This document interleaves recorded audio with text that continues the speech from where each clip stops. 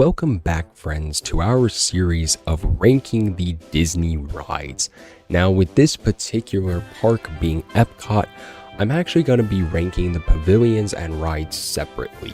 So we will do two rankings in this video, and also I have to say I didn't do a lot, or I didn't do everything in EPCOT. Like I've been saying, the last time I've been to a Disney park was 2019 for both Disneyland and World. So there are some things that I did not get to do, like Guardians of the Galaxy or Living with the Land, which I so much so regret because Living with the Land was there. I also didn't do the Moana stuff or the Canada film.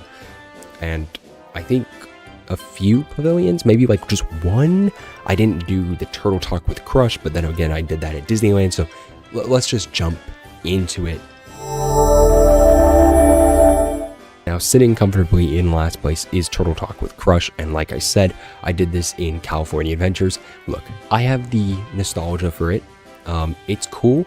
It's not nearly as great as anything else that I'm going to rank right now, because I mean, we're ranking rides and attractions right now, and this is just good enough. You know, it's there. It's fun if you're 5 to 10, it's enjoyable for families, it's a sweet enough thing, but compared to the other things at EPCOT, it's not nearly as good. Okay, so Nemo here is actually a lot better by leaps and bounds because it's not a claustrophobic submarine. Now, I hate being in that compact space, but here the ride is really fun. It's dark for some reason, like really dark. It takes until the very end where you get to see real live fish, which is cool. And then of course, you know, it drops you into that like aquarium pavilion, which is really cool and I really love, and we'll get more into that later on. But Nemo and Friends it's pretty solid. It's pretty solid. I do enjoy it a lot. Okay, so Figment is a great character, and this ride is fun and whimsical, but I think it's just okay at best. You see, Journey into Imagination is a ride that has been through so much. 3.0 is the current version, and it honestly is not amazing by any means necessary. It's fun, it's relaxing, but at the end of the day, I feel like it's an afterthought, and it's really sad to see, because Figment is still a celebrated character, but the actual ride itself, it's always like you could just basically walk on the ride, which is sad to see. Now, it does pain me to say that Soarin' is going to be low. I don't enjoy the queue for it over here. And also, it's not very exclusive. Now, California does have this ride, but in a better form because of the queue itself. Here in Florida, it feels like an airport, which is so stale and lifeless and boring. But the ride itself, it's fine. It's the same thing you get in California now. I think it should be exclusive here to Disney World, and honestly, I think I would have bumped it up to maybe 4 if it were that way, but it's not that way. Now, entering the top 5, things get a little bit rough. Grand Fiesta Tour is like It's a Small World and Pirates got mixed together. It's a relaxing boat ride. I really enjoy it. I enjoy seeing the 3 Caballeros because they're great characters. I enjoy the queue and the entire atmosphere here, but I will say it's a bit dated. It doesn't nearly hold up as well, but you know what? It's fun. It's fun enough, and that's all that matters. Spaceship Earth is a great ride, but again, it is a bit dated. Now, thankfully, there are plans, hopefully Disney will actually do this, to improve the ride and add in renovations and new effects. Now, of course, I hope they don't go completely to screens. I hope that they just build new animatronics that feel more lifelike, but I think that the Spaceship Earth ride is really interesting. Now, first of all, it does take place in the EPCOT sphere, which is the park's icon, which is really interesting. But also, the ride itself has an interesting theme to it. You know, EPCOT was supposed to be about educational learning, you know, but fun and entertaining. And that is actually what this ride is. It shows us our past, our innovations, and it looks to the future. And honestly, it could get a whole new update and really work well. I will say there's like one scene toward the end of the ride where you're all going in a big circle, I think like around a star or something like that. Very beautiful scene, really fun ride.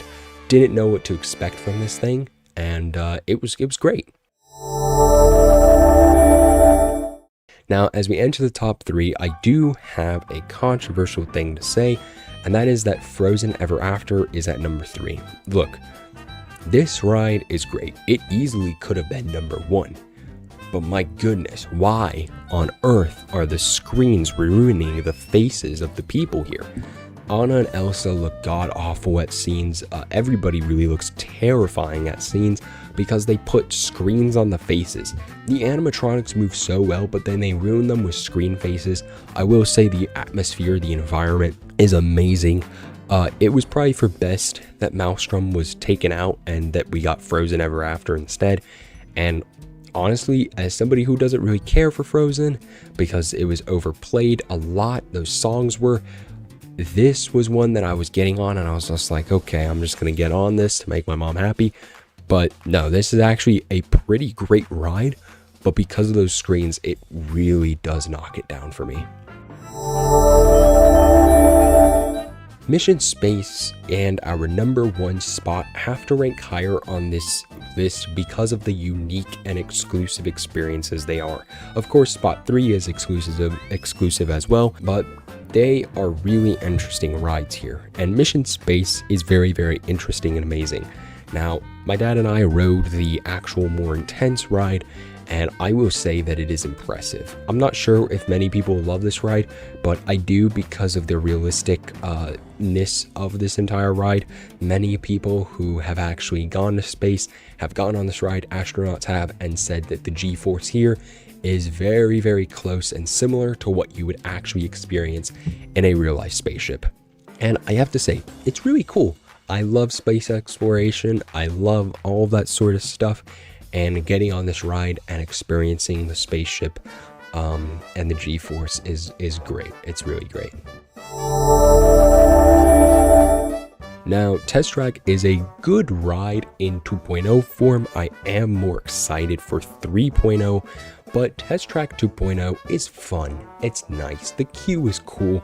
Building your car is actually really cool. And of course, the show scenes are fun enough.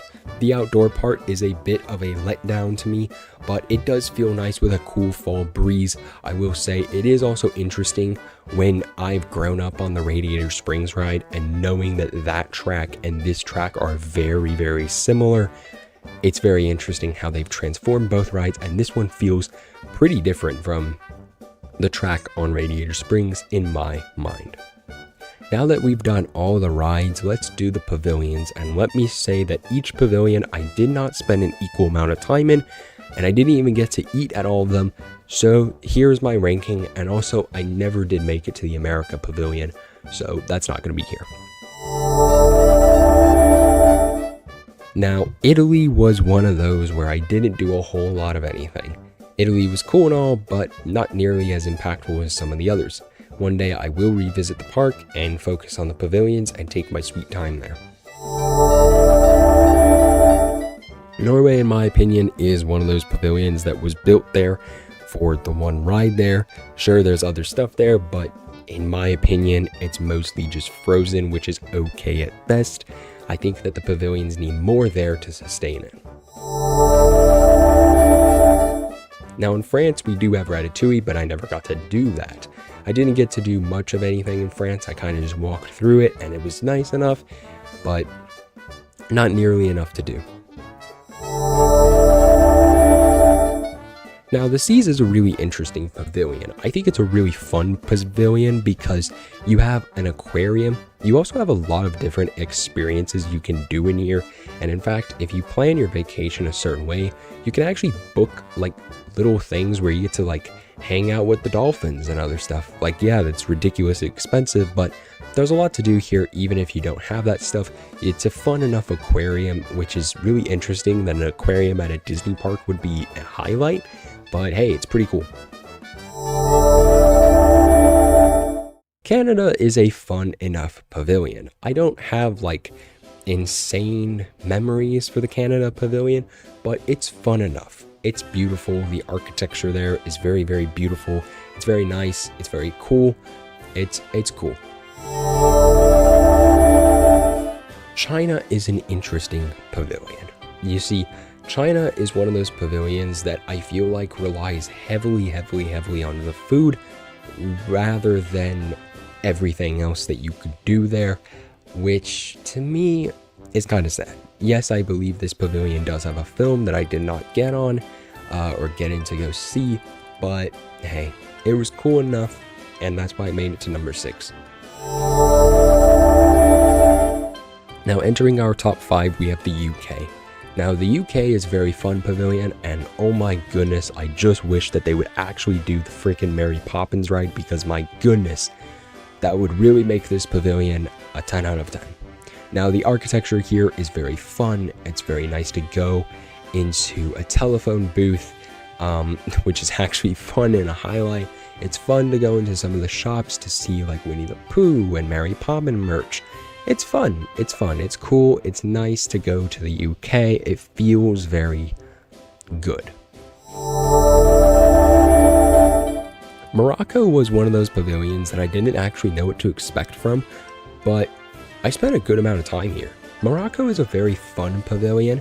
It might be a little dry for some people, which I can understand why, but you also have to expect with these pavilions that each of them is going to be more so about you trying the food or looking at the merchandise. And here I looked at a lot of the merchandise. It was very fun. It was a very nice environment to be in. Very beautiful little pavilion. Now, Germany, surprisingly, is going to be at number 3. I had good food here. This was one of those pavilions where I did indeed eat some stuff, and the food here was great. The architecture in the little German village was just so nice and sweet to look at.